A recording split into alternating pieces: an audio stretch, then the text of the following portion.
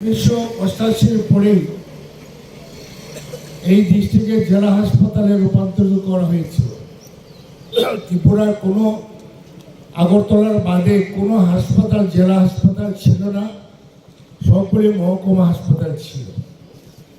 অবিভক্ত ডিস্ট্রিক্টে কৈলাসহরের মহকুমা হাসপাতালকে আমরা জেলা হাসপাতালে রূপান্তরিত করে নামকরণ করা হয়েছিল রাজীব গান্ধী মেমোরিয়াল হাসপাতাল। অনেক ইতিহাস সেখানে আমরা ওই এরিয়াতেই করার কথা ছিল।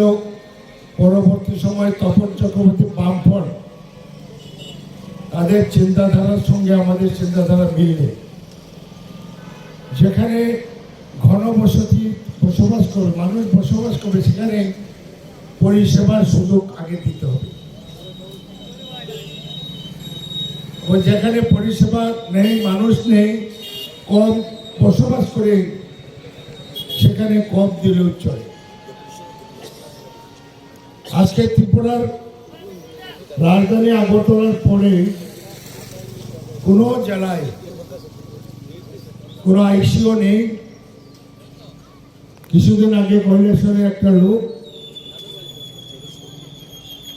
স্ট্রোক করেছিল ডিস্ট্রিক্ট হাসপাতালে, সেখানে আইসিইউ না থাকার সঙ্গে সঙ্গে আগরতলা প্রেরণ করতে হয়, রাস্তাতে মারা যায়।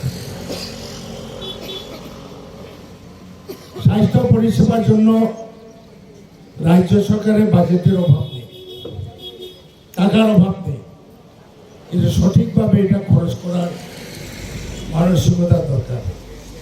কথা ঠিক, ত্রিপুরার বর্তমান মুখ্যমন্ত্রী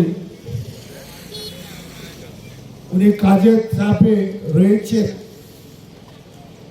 এটা বলে মাথামারি প্রশাসন। একজনের হাতে যদি এত দপ্তর থাকে, কখন সুস্থিরে চিন্তা ভাবনা করবেন পরিকল্পনা? আমার মনে হয় সেই কারণে এই স্বাস্থ্য পরিষেবা বরং যত দপ্তর আছে, শুনেছি 17 না 20টা দপ্তর ওনার হাতে আছে, ইম্পর্টেন্ট দপ্তর সব। এবং সেই সব কারণেও একটা অন্তরায় হয়ে দাঁড়ায়। আরেকটি বিষয়, প্রত্যেকটা হাসপাতালে জনকল্যাণ, রোগী কল্যাণ সমিতি থাকে, সাব ডিভিশন লেভেল, জেলা লেভেল এবং স্টেট লেভেলও রোগী কল্যাণ সমিতি। কৈলাসহরে একদিন আমি মিটিং ডেকেছিল, এমএলএরা পদাধিকার বলে আমন্ত্রিত পান।